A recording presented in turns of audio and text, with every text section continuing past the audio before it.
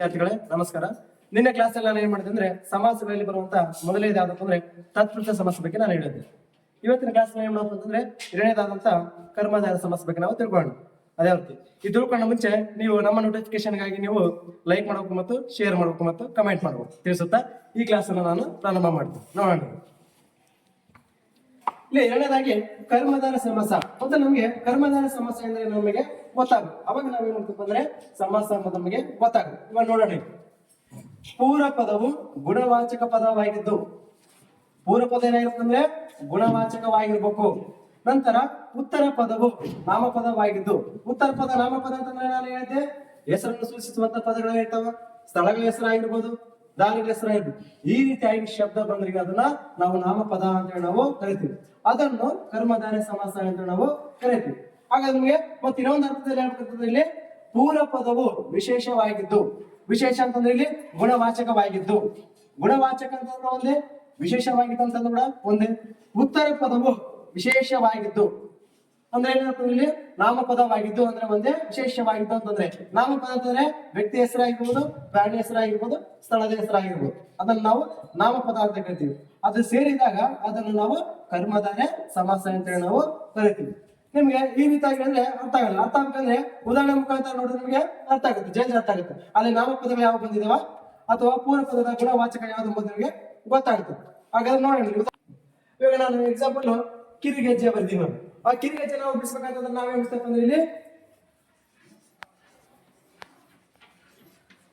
ಕಿರಿದು plus ಗೆಜ್ಜೆ, ಕಿರಿಗೆಜ್ಜೆ. ಕಿರಿದು ಅಂದ್ರೆ ನಾವು ಇದು ಯಾವ ಪದ ಅಂತ ಹೇಳಿದ್ರೆ ನಾನು ಪೂರ್ವ ಪದ, ಇದು ಯಾವ ಪದ ಅಂತ ಹೇಳಿದ್ರೆ ನಾನು ಉತ್ತರ ಪದ. ಇವಾಗ ನೋಡಿ ಇಲ್ಲಿ ನೋಡಿ, ಪೂರ್ವ ಪದವು ಗುಣವಾಚಕ ಪದವಾಗಿದ್ದು, ಪೂರ್ವ ಪದ ಗುಣವಾಚಕ ಪದವಾಗಿದೆ. ಪೂರ್ವ ಪದ ಏನಿದೆ ಗುಣವಾಚಕ ಪದವಾಗಿದ್ದು. ಆಮೇಲೆ ಉತ್ತರ ಪದವು ನಾಮಪದವಾಗಿದ್ದರೆ, ಉತ್ತರ ಪದ ಎಂಬುದು ನಾಮಪದ. ಗೆಜ್ಜೆ ನಾನು ಹೇಳಿದೆ ನಾಮಪದ ಅಂತಂದ್ರೆ ವ್ಯಕ್ತಿ ಹೆಸರಾಗಿರ್ಬೋದು, ಸ್ಥಳ ಹೆಸರಾಗಿರ್ಬೋದು, ಪ್ರಾಣಿ ಹೆಸರಾಗಿರ್ಬೋದು. ಅದಕ್ಕಾಗಿ ಗೆಜ್ಜೆ ಎಂಬುದು ಏನಂತಪ್ಪ ಅಂದ್ರೆ ನಾಮಪದ. ಅದಕ್ಕಾಗಿ ಉತ್ತರ ಪದವು ನಾಮಪದವಾಗಿದ್ದರೆ ಅದನ್ನು ನಾವು ಕರ್ಮಧಾರ ಸಮಾಸ ಅಂತೇಳಿ ನಾವು ಕರಿತೀವಿ. ಇವಾಗ ನೋಡಿದ್ರಿ. ಆದ್ರೆ ಆ ಗೆಜ್ಜೆ ಎಂಬುದು ಏನಾಯ್ತಪ್ಪ ಅಂದ್ರೆ ಇದು ಉತ್ತರ ಪದ ಏನಾಯ್ತಪ್ಪ ಅಂದ್ರೆ ನಾಮಪದವಾಗಿದೆ. ಏನಾಗಿದೆ? ನಾಮಪದವಾಗಿದೆ. ಆ ಗೆಜ್ಜೆ ಎಂಬುದು ಏನಂತಪ್ಪ ಅಂದ್ರೆ ಇದರ ಗುಣವನ್ನು ತಿಳಿಸ್ಬೇಕು. ಅಲ್ಲಿ ಹೇಳಿದೆ ಪೂರ್ವ ಪದ ಗುಣವಾಚಕವಾಗಿದ್ದು, ಗುಣವಾಚಕ ಅಂತಂದ್ರೆ ಗೆಜ್ಜೆ ಎಂಬುದು ನಾಮಪದ, ಇದರ ಗುಣವನ್ನು ಗೆಜ್ಜೆ ತಿಳಿಸ್ಬೇಕು, ಇದರ ಗುಣವನ್ನು ಗೆಜ್ಜೆವನ್ನು ತಿಳಿಸ್ಬೇಕು. ಅದಕ್ಕಾಗಿ ಹೇಳ್ತಿದ್ರೆ ಇಲ್ಲಿ ಉತ್ತರ ಪದದ ಗೆಜ್ಜೆ ಏನಾಯ್ತಪ್ಪ ಅಂದ್ರೆ ಪೂರ್ವ ಪದದ ಕಿರಿದು ಬಗ್ಗೆ ತಿಳಿಸ್ಬೇಕಾಗ್ತದೆ. ಅಂದ್ರೆ ಗೆಜ್ಜೆ ಹೇಗಿದೆ, ಕಿರಿದಾಗಿದೆ ಅಥವಾ ಕಿರಿದು ಅಂತಂದ್ರೆ ಸಣ್ಣದಾಗಿದೆ. ಅಂದ್ರೆ ಇದು ನಾಮಪದ ಏನಾಯ್ತಪ್ಪ ಅಂತಂದ್ರೆ ಇದರ ಗುಣವನ್ನು ತಿಳಿಸುತ್ತದೆ. ಆ ಗುಣ ಅಂತಂದ್ರೆ ಗೆಜ್ಜೆ ಯಾವಾಗಿದೆ, ಗೆಜ್ಜೆ ಹೆಂಗಿದೆ, ಕಿರಿದಾಗಿದೆ ಅಂದ್ರೆ ಸಣ್ಣದಾಗಿದೆ ಅಂತ ಹೇಳಿ ನಾವು ಹೇಳಕ್ಕಾಗ್ತದೆ. ಅದಕ್ಕಾಗಿ ಇದನ್ನ ನಾವು ಕರ್ಮಧಾರಯ ಸಮಾಸ ಅಂತ ಹೇಳಿ ನಾವು ಹೇಳ್ತೀವಿ. ಹಾಗಾಗಿ ಪ್ರಾಧಾನ್ಯ ಹೊಂದಿರುವ ಪದ ಯಾವ್ದಪ್ಪ ಅಂದ್ರೆ ಇಲ್ಲಿ ಪೂರ್ವ ಪದ. ಯಾಕಂದ್ರೆ ಇದರ ಗುಣವನ್ನು ಗೆಜ್ಜೆ ತಿಳಿಸಕತ್ತೈತಿ. ಗೆಜ್ಜೆ ಯಾವ ರೀತಿ ಆಗಿದೆಪ್ಪ ಅಂದ್ರೆ ಸಣ್ಣದಾಗಿದೆ ಅಥವಾ ಕಿರಿದಾಗಿದೆ ಅಂತ ಹೇಳಿ ನಾವು ಕರಿತೀವಿ. ಅದಕ್ಕಾಗಿ ಇದನ್ನ ಪೂರ್ವ ಪದ ನಮಗೆ ಏನಾಗ್ತಪ್ಪ ಅಂದ್ರೆ ಇಲ್ಲಿ ಪ್ರಧಾನವಾಗ್ತದೆ ಅಂತ ನಾವು ಹೇಳಿದ್ವಿ. ನಿನ್ನ ಕ್ಲಾಸ್ ಅಲ್ಲಿ ಏನಾಯ್ತಪ್ಪ ಅಂದ್ರೆ ನಮಗೆ ಇಲ್ಲಿ ಉತ್ತರ ಪದ ಏನಾಯ್ತಪ್ಪ ಅಂದ್ರೆ ಇಲ್ಲಿ ಪ್ರಧಾನವಾಗಿತ್ತು ತತ್ಪುರುಷ ಸಮಾಸದಲ್ಲಿ. ಹಾಗಾದ್ರೆ ಕರ್ಮಧಾರ ಸಮಾಸದಲ್ಲಿ ಅಂತಂದ್ರೆ ಇಲ್ಲಿ ಕಿರಿದು ಎಂಬುದು ಅಂದ್ರೆ ಪೂರ್ವ ಪದ ಏನಾಯ್ತಪ್ಪ ಅಂದ್ರೆ ಇಲ್ಲಿ ಬಹುಮುಖ್ಯವಾಗ್ತದೆ ಅಂತ ನಾವು ಹೇಳ್ಬೋದು ಅಥವಾ ಪ್ರಧಾನವಾಗ್ತದೆ ಅಂತ ಹೇಳಿ ನಾವು ಹೇಳ್ಬೋದು. ಅರ್ಥ ಆಯ್ತಲ್ವಾ? ನೆಕ್ಸ್ಟ್ ನೋಡ್ಕೊಂತ ನಿಮ್ಗೆ ಆದಷ್ಟು ಬೇಗ ಅರ್ಥ ಆಗ್ತದೆ. ಹೆದ್ದಾರಿ ಅಂತ ಬಂದಿ ನಾವು. ಹೆದ್ದಾರಿ ಅಂತಂದ್ರೆ ಇಲ್ಲಿ ಇರಿದು ಪ್ಲಸ್ ಹೆದ್ದಾರಿ, ಇರಿದು ಪ್ಲಸ್ ದಾರಿ, ಇರಿದು ಪ್ಲಸ್ ದಾರಿ. ಇದು ಯಾವ ಪದ ಅಂತ ಹೇಳಿದ್ರೆ ನಾನು ಪೂರ್ವ ಪದ, ಇದು ಉತ್ತರ ಪದ. ಅದಕ್ಕೆ ಮೇಲೆ ಗುಣವಾಚಕವಾಗಿದೆ ಏನಪ್ಪ ಅಂದ್ರೆ ಪೂರ್ವ ಪದ. ದಾರಿ ಎಂಬುದು ಏನಂತಪ್ಪ ಅಂದ್ರೆ ಇದು ನಾಮಪದ. ನಿಮ್ಗೆ ಹೇಳ್ತೇನೆ ನಾಮಪದ ಅಂತಂದ್ರೆ ಸ್ಥಳ ಹೆಸರಾಗಿರ್ಬೋದು, ಪ್ರಾಣಿ ಹೆಸರಾಗಿರ್ಬೋದು, ವ್ಯಕ್ತಿ ಹೆಸರಾಗಿರ್ಬೋದು. ಅದಕ್ಕೆ ದಾರಿ ಎಂಬುದು ಏನಾಗಿದೆಪ್ಪ ಅಂದ್ರೆ ಇಲ್ಲಿ ನಾವು ನಾಮಪದವಾಗಿದೆ. ಆ ನಾಮಪದ ಏನಂತಪ್ಪ ಅಂದ್ರೆ ಇಲ್ಲಿ ಪೂರ್ವ ಪದದ ಗುಣವನ್ನು ತಿಳಿಸ್ಬೇಕಾಗ್ತದೆ. ನಮ್ಮ ಇಟ್ಟು ನಾಮಪದ ಏನಾಗ್ತದಪ್ಪ ಅಂದ್ರೆ ಇಲ್ಲಿ ಪೂರ್ವ ಪದದ ಗುಣವನ್ನು ತಿಳಿಸ್ಬೇಕಾಗ್ತದ. ಗುಣ ಏನ್ ತಿಳಿಸ್ಕಪ್ಪ ಅಂದ್ರೆ ಆ ದಾರಿ ಹೇಗಿದೆಪ್ಪ ಅಂದ್ರೆ ಇಲ್ಲಿ ಇರಿದಾಗಿದೆ ಅಥವಾ ಇರಿದಾಗಿದೆ ಅಂತಂದ್ರೆ ಸಣ್ಣದಾಗಿದೆ. ಇದರ ಗುಣವನ್ನು ಪೂರ್ವ ಪದ ತಿಳಿಸಕತ್ತಿದೆ. ಉತ್ತರ ಪದದ ಗುಣವನ್ನು ಪೂರ್ವ ಪದ ತಿಳಿಸಕತ್ತಿದೆ. ದಾರಿ ಹೇಗಿದೆ, ಕಿರಿದಾಗಿದೆ ಅಂದ್ರೆ ಸಣ್ಣದಾಗಿದೆ ಅಂತ ತಿಳಿಸಕತ್ತಿದೆ. ಅದಕ್ಕೆ ನಮ್ಗೆ ಇಲ್ಲಿ ಏನಾಗ್ತಪ್ಪ ಅಂದ್ರೆ ಪೂರ್ವ ಪದ ನಮ್ಗೆ ಏನಾಗ್ತದಪ್ಪ ಅಂದ್ರೆ ಪ್ರಧಾನವಾಗ್ತದೆ ಅಂತ ಹೇಳಿ ನಾವು ಹೇಳ್ಬೋದು. ಯಾಕಪ್ಪ ಅಂದ್ರೆ ಇದರ ಗುಣವನ್ನು, ಇದರ ಭಾವನೆಯನ್ನು ಏನ್ ಮಾಡ್ತಪ್ಪ ಅಂದ್ರೆ ಪೂರ್ವ ಪದ ತಿಳಿಸಕತ್ತಿದೆ ನಮಗೆ ನಾಮಪದ. ಆಮೇಲೆ ಇನ್ನೊಂದು ನೋಡಿಸ್ತೀನಿ, ತಂಗಾಳಿ ಅಂತ ಬಿಡಿಸಿದ್ವಿ. ತಂಗಾಳಿ ಅಂತ ಬಿಡಿಸ್ಬೇಕಂದ್ರೆ ಇಲ್ಲಿ ನಾವು ಬಿಡಿಸ್ಬೇಕಂದ್ರೆ ತಣ್ಣನೆಯ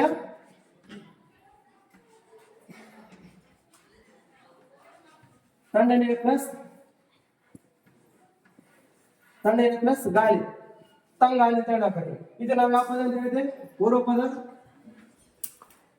ಇದು ಉತ್ತರ ಪದ. ಮೊದಲೈತೆ ಇದು ಯಾವ ಪದ, ಇದು ನಾಮಪದ. ಮೊದಲಾಗಿ ಬರ್ಬೇಕು ಏನಂತ ಹೇಳಿದ ನಾಮಪದ ಬರಬೇಕು, ಆಮೇಲೆ ಪೂರ್ವ ಪದ ಬರಬೇಕು.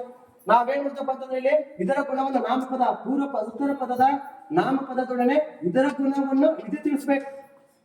ತಣ್ಣನೆ ಗಾಳಿ ಎಂಬುದೇನಂತಪ್ಪ ಅಂದ್ರೆ ಇಲ್ಲಿ ಇದರ ಗುಣವನ್ನು ಇದು ತಿಳಿಸ್ಬೇಕಾಗ್ತದೆ, ನಮಗೆ ಪೂರ್ವ ಪದ ತಿಳಿಸ್ಬೇಕಾಗ್ತದೆ ಇದರ ಗುಣವನ್ನು. ಗಾಳಿ ಯಾವ ರೀತಿ ಆಗಿದೆಪ್ಪ ಅಂತಂದ್ರೆ ಇಲ್ಲಿ ತಣ್ಣನೆ ಗಾಳಿ. ಗಾಳಿ ಯಾವ ರೀತಿ ಆಗಿದೆ, ತಣ್ಣನೆ ಗಾಳಿ. ಯಾಕಪ್ಪ ಅಂದ್ರೆ ಇದರ ಗುಣವನ್ನು ಇದು ನಮಗೆ ತಿಳಿಸ್ಬೇಕಾಗ್ತದೆ ಅಂತ ನಾವು ಹೇಳ್ಬೋದು. ಇನ್ನು ಒಂದು ನೋಡಿ, ಕರಿ ಅಲ್ಲಿಗೆ ಅಂತ ಹೇಳ್ತೀವಿ. ಆದ್ರೆ ಇಲ್ಲಿ ಕರಿದು ಪ್ಲಸ್ ಅಲ್ಲಿಗೆ,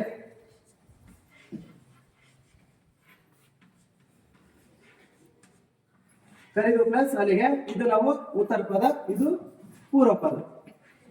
ನೋಡಿ ಕರಿದು ಅಂತ ನಿಮಗೆ ಗೊತ್ತಿದೆ.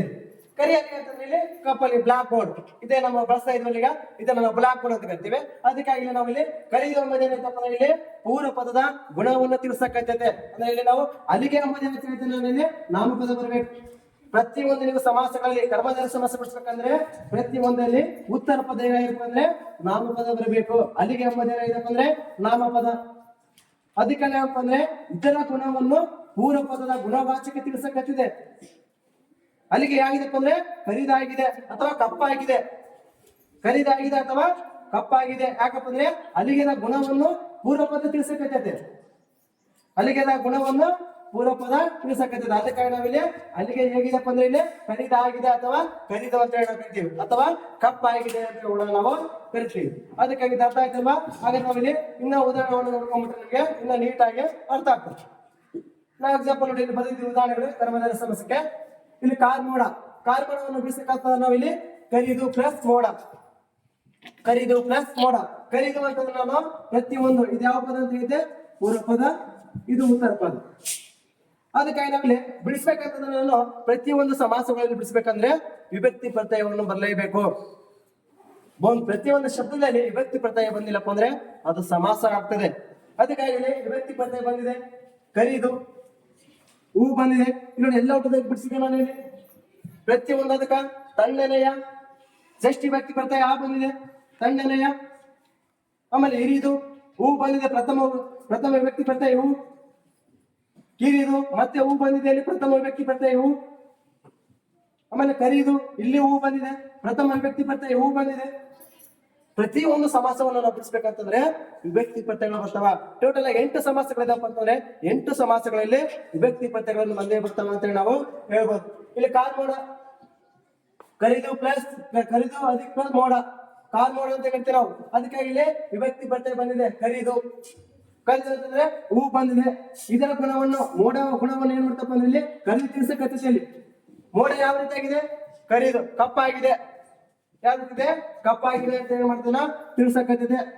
ಆಮೇಲೆ ಇನ್ನೊಂದು ಪದ ಏನಪ್ಪ ಇಲ್ಲಿ ಏಳೆಗರ ಅಂತ ಬರ್ಲಿ ನಾವು. ಏಳೆಗರ ಅಂತಂದ್ರೆ ಏಳೆಯ ವಿಭಕ್ತಿ ಬಂದಿದೆ, ಷಷ್ಠಿ ವಿಭಕ್ತಿ ಬರ್ತಾ ಯಾವ ಬಂದಿದೆ, ಏಳೆಯ ಪ್ಲಸ್ ಕರು. ಕರು ಹೇಗಿದೆ ಇದರ ಗುಣವನ್ನು ಇದು ತಿಳಿಸ್ಬೇಕು ನಮಗೆ. ಅಂದ್ರೆ ಉತ್ತರ ಪದ ಮತ್ತು ಪೂರ್ವ ಪದ. ಉತ್ತರ ಪದದ ನಾಮಪದ ಏನಾಯ್ತಪ್ಪ ಅಂದ್ರೆ ಪೂರ್ವ ಪದದ ಗುಣವನ್ನು ತಿಳಿಸ್ಬೇಕಾಗ್ತದೆ. ಕರು ಹೇಗಿದೆ, ಎಳೆ ಕರು ಆಗಿದೆ. ಎಳೆ ಅಂತಂದ್ರೆ ಸಣ್ಣದಾಗಿದೆ. ಅದಕ್ಕಾಗಿ ಇದರ ಗುಣವನ್ನು ಉತ್ತರ ಪದದ ಇದರ ಗುಣವನ್ನು ಪೂರ್ವ ಪದದ ಗುಣವನ್ನು ತಿಳಿಸ್ಬೇಕಾಗ್ತದೆ. ಇನ್ನು ಒಂದು ನೋಡಿ, ದಿವ್ಯ ಜ್ಯೋತಿ ಅಂತ ಬರ್ತೀವಿ ನಾವು. ದಿವ್ಯ ಜ್ಯೋತಿ ಅಂತಂದ್ರೆ ಬಿಡಿಸಿದಾಗ ದಿವ್ಯವಾದ ಪ್ಲಸ್ ಜ್ಯೋತಿ. ನಮಗೆ ದಿವ್ಯವಾದ ಅಂತಂದ್ರೆ ಶ್ರೇಷ್ಠವಾದ, ದಿವ್ಯವಾದ ಅಂತಂದ್ರೆ ಇಲ್ಲಿ ಶ್ರೇಷ್ಠವಾದ. ಜ್ಯೋತಿ ಅಂತಂದ್ರೆ ಇಲ್ಲಿ ದೀಪ, ಜ್ಯೋತಿ ಅಂದ್ರೆ ದೀಪ. ಮೊದಲ ಪದ ಏನಾಗ್ತದೆ, ಇದು ಪೂರ್ವ ಪದ ಆಗಿರ್ತದೆ, ಇದು ಉತ್ತರ ಪದ ಆಗಿರ್ತದೆ. ಅದಕ್ಕೆ ನಾವು ಬಿಡಿಸ್ಬೇಕಂತಂದ್ರೆ ದಿವ್ಯವಾದ ಷಷ್ಠಿ ವ್ಯಕ್ತಿ ಪ್ರತ್ಯಯ ಆ ಬರಕತ್ತಿದೆ ಇಲ್ಲಿ ದಿವ್ಯವಾದ. ಪ್ಲಸ್ ಜ್ಯೋತಿ, ದಿವ್ಯ ಜ್ಯೋತಿ ಅಂತ ಕರಿತೀವಿ ನಾವು. ಈ ರೀತಿಯಾಗಿ ನಾವು ಬಿಡಿಸ್ಕೊಳ್ಳೋದು. ಲಾಸ್ಟ್ ಇಲ್ಲಿ ಚಿಕ್ಕ ಹುಡುಗಿ, ನಾವಿಲ್ಲಿ ಇದನ್ನ ಯಾವ ಪದ ಅಂತ ಹೇಳಿದ್ದೆ? ಪೂರ್ವ ಪದ, ಇದು ಉತ್ತರ ಪದ. ಅದಕ್ಕೆ ನಾವಿಲ್ಲಿ ಚಿಕ್ಕವಳು ಪ್ಲಸ್ ಹುಡುಗಿ, ಚಿಕ್ಕ ಹುಡುಗಿ, ಚಿಕ್ಕವಳು ಅಂತ ಬಳಸ್ಬೇಕು. ಯಾಕಪ್ಪ ಅಂದ್ರೆ ಇಲ್ಲಿ ವ್ಯಕ್ತಿ ಹೆಸರು ಬಂದಿದೆ, ಅದಕ್ಕಾಗಿ ಇಲ್ಲಿ ಇದೇನಾಯ್ತಪ್ಪ ಅಂದ್ರೆ ಇಲ್ಲಿ ಗುಣವಾಚಕವಾಗಿರುತ್ತದೆ. ಇದು ಯಾವ ಪದಪ್ಪ ಅಂದ್ರೆ ಪ್ರತಿಯೊಂದರಲ್ಲಿ ಇದು ಉತ್ತರ ಪದ ಇದೆ, ಇಲ್ಲಿ ನಾಮಪದ ಬಂದೇ ಬರ್ತಾವ ಕರ್ಮಧಾರ ಸಮಾಸಗಳಲ್ಲಿ. ಕರ್ಮಧಾರ ಸಮಾಸವನ್ನು ಬಿಡಿಸ್ಬೇಕಂತಂದ್ರೆ ಇಲ್ಲಿ ಪೂರ್ವ ಪದವನ್ನು ಗುಣವನ್ನು ಸೂಚಿಸ್ತದೆ. ಉತ್ತರ ಪದ ಏನಾಯ್ತಪ್ಪ ಅಂದ್ರೆ ಪ್ರತಿಯೊಂದಲ್ಲಿ ನಾಮಪದ ಹೆಸರು ಬರಲೇಬೇಕಾಗ್ತದೆ. ಅದು ಪ್ರಾಣಿ ಹೆಸರಾಗಿರ್ಬೋದು, ವ್ಯಕ್ತಿ ಹೆಸರಾಗಿರ್ಬೋದು, ಸ್ಥಳ ಹೆಸರಾಗಿರ್ಬೋದು. ಅದಕ್ಕೆ ನಾವಿಲ್ಲಿ ಚಿಕ್ಕವಳನ್ನು ಬಿಡಿಸಿದಾಗ ಏನಾಯ್ತಪ್ಪ ಅಂದ್ರೆ ಚಿಕ್ಕವಳು ಪ್ಲಸ್ ಹುಡುಗಿ. ಅದಕ್ಕಾಗಿ ಇದು ಭಾವನೆ ಗುಣವನ್ನು ತಿಳಿಸುತ್ತದೆ. ಅಲ್ಲಿ ಹುಡುಗಿ ಯಾವ ರೀತಿ ಆಗಿದ್ದಾಳೆ? ಚಿಕ್ಕವಳು ಅಂದ್ರೆ ಸಣ್ಣವಳು ಅಂತ ಹೇಳ್ಬರ್ತದ. ಇದರ ಗುಣವನ್ನು ಚಿಕ್ಕವಳು ಇದು ತಿಳಿಸಕತ್ತೈತಿ. ಹುಡುಗಿ ಹೆಂಗಿದ್ದಾಳೆ ಅಂತ ತಿಳಿಸತ್ತೆ ಇಲ್ಲಿ ಚಿಕ್ಕವಳು. ಉತ್ತರ ಪದ ತಿಳಿಸಕತ್ತೈತೆ, ನಾಮಪದ ತಿಳಿಸಕತ್ತೈತೆ, ಪೂರ್ವ ಪದ ಗುಣ ಏನು ತಿಳಿಸುತ್ತದೆ? ಯಾಕಿದ್ರೆ ಹುಡುಗಿ ಚಿಕ್ಕವಳು ಅಂದ್ರೆ ಸಣ್ಣವಳು, ಇದರ ಗುಣವನ್ನು ಇದು ತಿಳಿಸಕತ್ತಿದೆ ಅಂತ ಹೇಳಿ ನಾವು ಹೇಳ್ಬೋದು. ಸರಿ, ಹಾಗೆ ನಾವಿಲ್ಲಿ ತತ್ಪುರುಷಿಕ ಮತ್ತು ಕರ್ಮಧಾರ ಸಮಾಸ ಎರಡು ಡಿಫ್ರೆಂಟ್ ಮಾಡೋಣ, ವ್ಯತ್ಯಾಸ ಮಾಡೋಣ.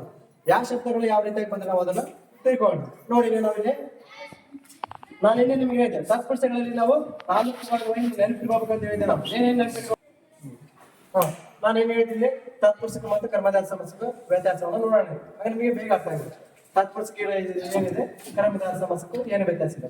ನಾನು ಏನ್ ಹೇಳಿದ್ರೆ ನಿಮಗೆ ಆ ಮೂರು ನೆನಪಿಟ್ಕೋಬೇಕಂತ ಹೇಳಿದ್ದೆ. ಏನಂತ ಹೇಳಿದೆ ನಾನು ಇಲ್ಲಿ? ಯಾವ, ಏನು, ಎಲ್ಲಿ.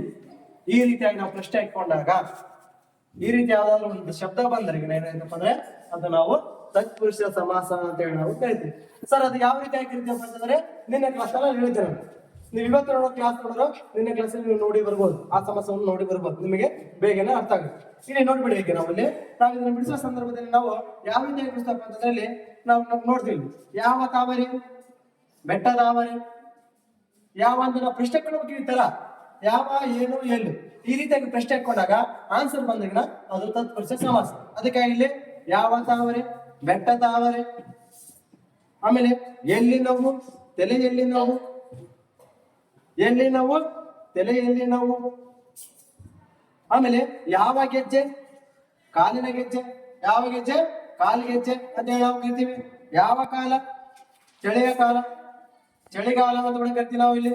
ಯಾವ ಕಾಲ, ಚಳಿಗಾಲ. ಈ ರೀತಿಯಾಗಿ ಯಾವ, ಏನು, ಎಲ್ಲಿ, ಈ ರೀತಿಯಾಗಿ ನಾವು ಪ್ರಶ್ನೆ ಹಾಕೊಂಡಾಗ ಈ ರೀತಿಯಾಗಿ ಶಬ್ದಗಳು ಬಂದ್ರೆ ಅದು ತತ್ಪುರುಷ ಸಮಾಸ ಅಂತ ಹೇಳಿ ನಾವು ಕರಿತೀವಿ. ಹಾಗಾದ್ರೆ ನಾವಿಲ್ಲಿ ಕರ್ಮಧಾರ ಸಮಾಸ ಬಗ್ಗೆ ನೋಡ್ಕೊಂಡಿವಿ. ಇಲ್ಲಿ ಯಾವ ರೀತಿಯಾಗಿ ಬರ್ತಿದೆ ಅಂತ ಹೇಳಿ ನಾವು ನೋಡ್ಕೊಂಡು ನಿಮಗೆ ಇದೊಂದು ಹೇಳಿದೆ. ಅಲ್ಲಿ ಯಾವ ರೀತಿಯಾಗಿ ಮೂರು ನೆನಪಿಟ್ಕೊಂಡಿವಿ, ಇಲ್ಲಿ ಒಂದು ನೆನಪಿಟ್ಕೊಂಡ್ರೆ ಸಾಕು, ಆಟೋಮೆಟಿಕ್ ಆಗಿ ಕರ್ಮಧಾರ ಸಮಾಸ ಬಂದ್ಬಿಡ್ತದೆ. ಅದು ಯಾವ ಸರಪ್ಪ ಅಂದ್ರೆ ಇಲ್ಲಿ ನಾವು ಬರಿತೀವಿ. ಹೇಗಿದೆ, ಹೇಗಿದೆ ಎಂಬುದನ್ನು ನಾವು ಪ್ರಶ್ನೆ ಮಾಡ್ಕೊಳ್ಬೇಕು. ಈ ಶಬ್ದವನ್ನು ನಾವು ಪ್ರಶ್ನೆ ಹಾಕೊಂಡಾಗ ಏನಾದ್ರೂ ಆನ್ಸರ್ ಬಂದ್ರೆ ಅದು ನಾವು ಕರ್ಮಧಾರ ಸಮಾಸ ಅಂತ ಹೇಳಿ ನಾವು ಕರಿತೀವಿ. ಅದು ಯಾವ ರೀತಿ ಸಾರಪ್ಪ ಅಂತಂದ್ರೆ ನಾವು ನೋಡಿ, ಹೇಗಿದೆ ಆಕಾಶ, ನೀಲವಾಗಿದೆ ಅಥವಾ ನೀಲವಾದ ಆಕಾಶ ಅಂತ ಕರಿತೀವಿ ನಾವು. ಅದಕ್ಕೆ ನೋಡಿ ಇಲ್ಲಿ ಹೇಗಿದೆ ಆಕಾಶ, ನೀಲವಾದ ಆಕಾಶ. ಹೇಗಿದೆ ಮರ, ಹಿರಿದಾಗಿದೆ ಮರ ಅಂದ್ರೆ ಸಣ್ಣದಾಗಿದೆ ಮರ. ಅದಕ್ಕೆ ಇಲ್ಲಿ ಹೇಗಿದೆ ಕೊಡೆ, ಬಿಳಿದು ಅಥವಾ ಬಿಳಿಯ ಅಂತ ಹೇಳಿ ನಾವು ಕರಿತೀವಿ. ಹೇಗಿದೆ ಅಂತ ಹೇಳಿ ನಾವು ಬಳಸ್ತಿದ್ವಲ್ಲ. ಹೇಗಿದೆ ಕಲ್ಲು, ನೋಡಿ ಇಲ್ಲಿ ಪ್ರಶ್ನೆ ಕೊಡಾಗ ಹೇಗಿದೆ ಕಲ್ಲು, ದೊಡ್ಡದು ಕಲ್ಲು, ಹೇಗಿದೆ ಕಲ್ಲು, ದೊಡ್ಡದು ಕಲ್ಲು. ಈ ರೀತಿಯಾಗಿ ನಾವು ಹೇಗಿದೆ ಅಂತ ಹೇಳಿ ನಾವು ಬಳಸ್ಕೊಂಡಾಗ, ಯಾರು ಕ್ವಶನ್ ಹಾಕೊಂಡಾಗ ಆನ್ಸರ್ ಮಾಡಕ್ಕೆ ಬಂದ್ರೆ ಅದು ಕರ್ಮಧಾರಿ ಸಮಾಸ ಅಂತ ಹೇಳಿ ನಾವು ಕರಿತೀವಿ. ಅದಕ್ಕಾಗಿ ಇಲ್ಲಿ ಹೇಗಿದೆ ಆಕಾಶ, ನೀಲವಾದ ಆಕಾಶ, ಹೇಗಿದೆ ಮರ, ಕಿರಿದಾಗಿದೆ, ಹೇಗಿದೆ ಕೊಡೆ, ಬಿಳಿದು, ಹೇಗಿದೆ ಕಲ್ಲು, ದೊಡ್ಡದು ಕಲ್ಲು. ಹೀಗಿದೆ ನಾವು ಪ್ರಶ್ನೆ ಕೊಂಡಾಗ ಹೇಗಿದೆ ಹೇಗಿದೆ ಅಂತ ನಾವು ಬಳಸ್ತಾ ಇದ್ವಿ. ಅದೇ ರೀತಿ ನಮಗೆ ತತ್ಪುರುಷ ಸಮಾಸವನ್ನು ಬಿಡಿಸಿದ್ವಿ ನಾವು. ಯಾವ ತಾವರೆ, ಬೆಟ್ಟದಾವರೆ, ಎಲ್ಲಿ ನಾವು, ತಲೆಯಲ್ಲಿ ನಾವು, ಯಾವ ಗೆಜ್ಜೆ, ಕಾಲು ಗೆಜ್ಜೆ ಅಂತ ಬರ್ತೀವಿ ನಾವು. ಯಾವ ಕಾಲ, ಚಳಿಗಾಲ.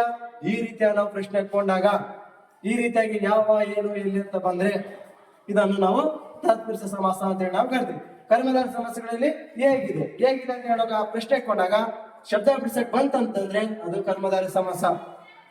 ಇಷ್ಟ ಹೇಳ್ತಾ ನೆಕ್ಸ್ಟ್ ಕ್ಲಾಸಲ್ಲಿ ನೆಕ್ಸ್ಟ್ ಸಮಾಸ ನೋಡೋಣ ಅಂತ ಹೇಳುತ್ತಾ ಧನ್ಯವಾದಗಳು.